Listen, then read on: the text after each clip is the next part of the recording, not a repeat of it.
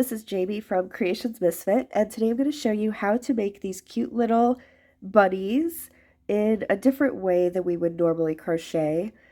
Each of them turns out a little bit different, which is fine, and you can embellish these with eyes, like if you want to embroider eyes or put in safety eyes and a nose, whiskers, whatever you'd like. I just kind of like them to be plain as they are, but there's a lot of different options for you, so I will go over some of those when we get to that point.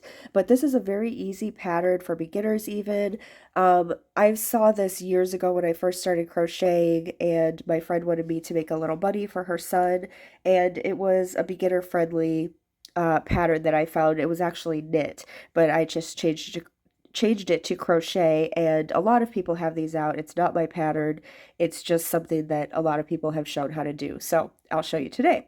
So what you will need is a size 4 yarn. I'm using Feels Like Butta yarn from Lion Brand, and you'll need about 40 yards. Now you can make this as big or as small as you'd like. You can use any yarn you want. I'm just showing you what I'm using today. We are just going to crochet a square. So I've already got my square made, but I will show you how I did mine.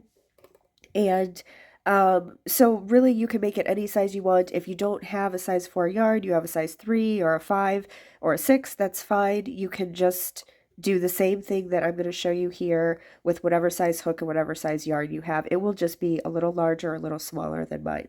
Okay, so that's the yarn I'm going to use. I'm going to use a 4 millimeter hook, and because you want your stitches to be tight. And then you'll need a little bit of stuffing of some sort. I'm using polyfill. I'm going to use 3 stitch markers. Those are optional. You don't have to use them. I'm just going to use them to show you an easy way to fold the project. And then you'll need scissors, a yarn needle to sew in your ends, and any kind of embellishing. Like I use these for the tails. And I used some of this ribbon to tie around the neck. All right, so let's go ahead and get started. Now to start out, I'm going to make a slip knot. And then we are going to chain up 31. That's what I used for my square. So go ahead and do your 31 chains. You can pause the video and I'll come back when I've got my 31 finished. Okay, here are my 31 chains. And we are going to single crochet in the second chain from the hook. So not the one right there that our hook is in, but the very next one we're going to single crochet. And then we're going to just single crochet all the way across in every single chain.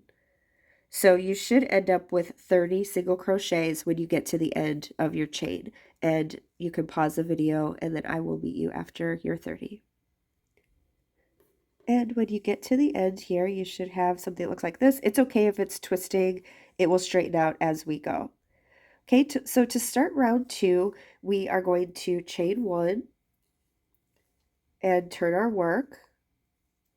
And then for rows 2 through 30, we're going to do the exact same thing to make our square. We're just going to single crochet in every stitch across. So you're going to go into this very first one here, and we're just going to single crochet in every stitch across so that you'll have 30 stitches every single time.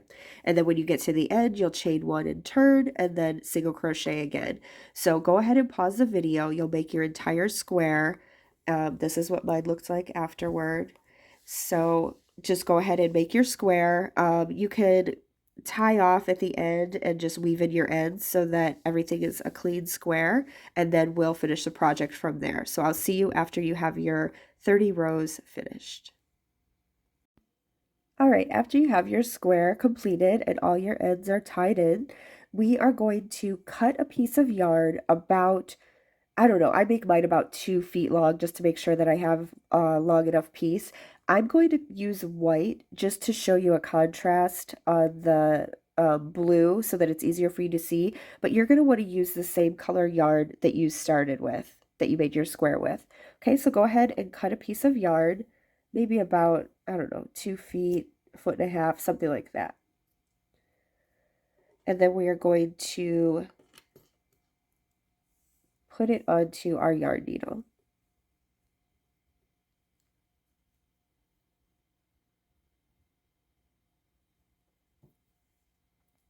Okay, and from here we're going to use our stitch markers if you have them. If you don't, that's okay too. What we want to do is just fold your piece down so that it's completely matching at the bottom and it's in half.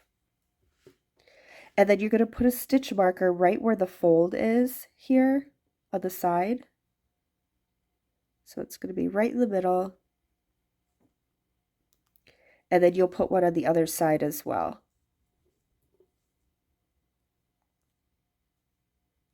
So we're just marking off the middle of the project. And then you can fold your piece back up. And if you don't have stitch markers, you should be able to see a crease there. And you can just go off of that. And then we're going to fold it in half this way. It should match up pretty good.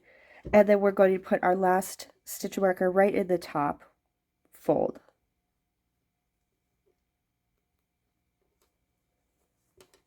All right, so there are your stitch markers.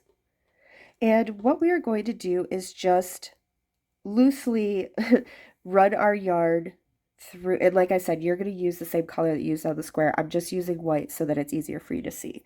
But we're going to loosely sew a line just across here. And if you can't sew, it's fine. I cannot sew, but you can do this. So just kind of start where this first stitch marker is, and you're going to go in and out of some stitches all the way across to your other stitch marker. It doesn't have to be even or good. I mean, just get your way across there somehow. I just kind of pull like this, and make sure you pull enough through, but leave a tail on the end here, a little bit of a tail, like maybe that long. Okay, and then just keep going across. Like I said, you don't have to go in and out of every stitch. It just has to get over to the other side.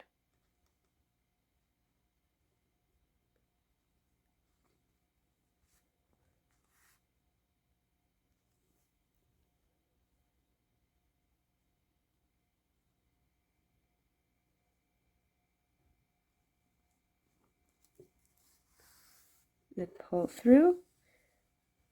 Make sure you're leaving a tail here. And then you can remove this stitch marker. And next we're going to make a triangle here. So next we're going to go up to the top stitch marker or the top crease, whatever you have. And again, same thing, just do your best to get up there at a pretty good angle. Like I said, every single one of these that I've made is different because of the way that you put your needle through, which is fine. They're not all going to be the exact same. It's not like it's a stitch where every single one is going to look the same, so that's okay.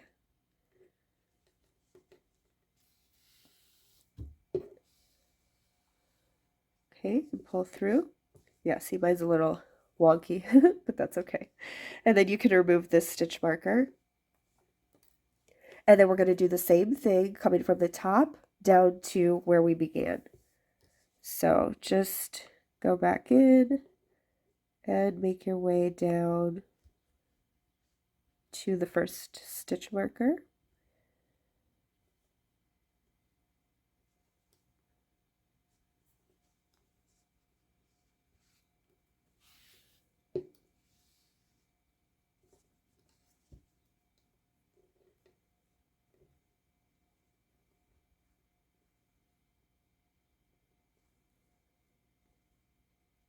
And then go right into that very first stitch where our stitch marker is and where our tail is. And pull through. And then you can remove the stitch marker as well. Then you're done with those. Okay, so you should have something that looks something like this. Maybe a little bit neater than mine, which is fine. And you can remove your needle at this point. And then what we're going to do is pull on these two tail ends here. And this is going to start making our shape for our bunny head and our bunny ears.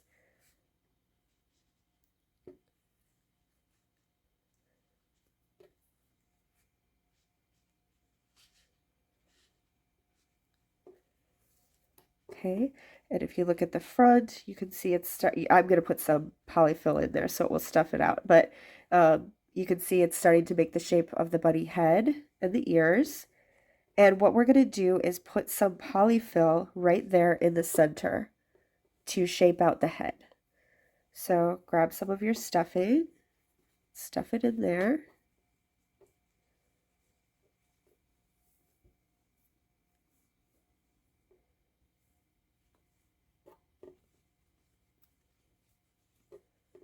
You can look at the other side to make sure it's starting to kind of make a ball formation. Looks like my yarn frayed here, which is not ideal, but it'll work. And then you can keep pulling on these to tighten that. And there will be some space, and that's okay. We're going to sew it together.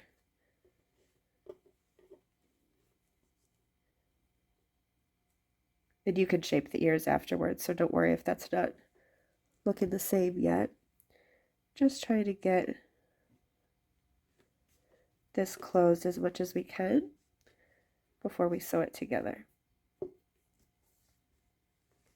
Okay, so push your stuffing into there. That's okay if there's a hole there. And the face is kind of formed.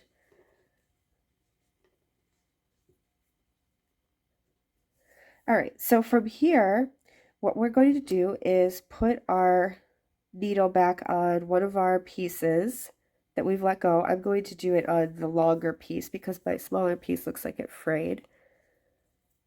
And the longer piece is probably the better bet anyways because we're going to sew down the back of the bunny as well.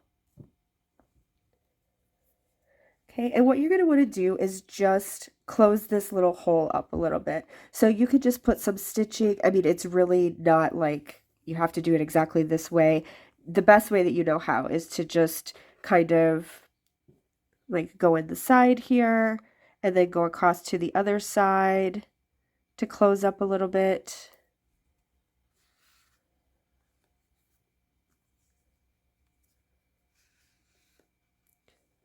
And then see what you have going on in here still. Sometimes it's really tightly shut already and you don't need to do much more. I still need to do a little bit more. So I'm going to close this up, and then once I'm done with that, I'm going to come back. So go ahead and close yours up if you need to. Keep pulling on this, but don't pull so tight that it breaks. But see, if I pull on that, it's almost all the way closed. So I'm going to do maybe like 1 or 2 more stitches in there to close it up, and then I will come back.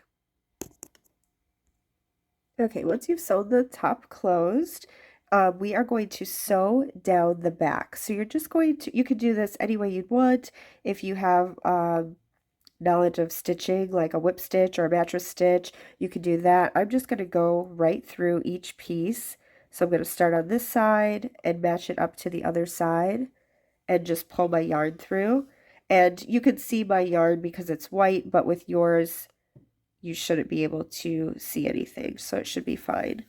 So just go back and forth, matching up as best as you can. It might not match up exactly depending on how you did your stitching on the top, and that's okay. You can just kind of marry it the best that you can.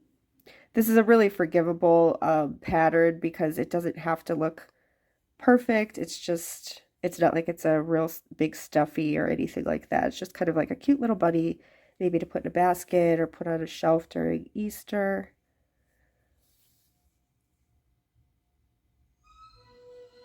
Oh, okay, there's a loud truck outside if you heard that, sorry. Okay, so you just want to do the top, sew the top across like that, and then we're going to stuff the body. So get a little bit more of your stuffing and just go ahead and stuff the body. And you could stuff it to your liking. It doesn't have to be super tight, or it can be if you'd like. But leave a little bit of room on the end because we're going to sew around the bottom to close up. Okay, so when you have enough stuffing that you like, we are just going to close up the bottom. And for this, it's another really easy way of just going around. You're just going to go in and out of some stitches. It doesn't have to be every single one. I do like maybe every other one. I just go through the front of about every other stitch here. You could do every one if you want. It's up to you.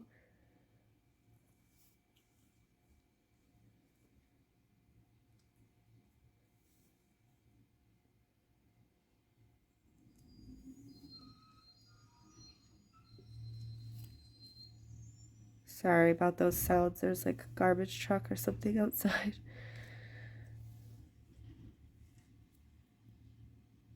Okay, coming around to the beginning.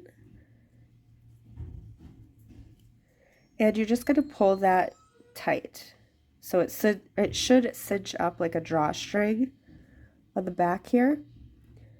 And then to completely close it, just go through like one side to the other, maybe once or twice to make sure it's completely closed.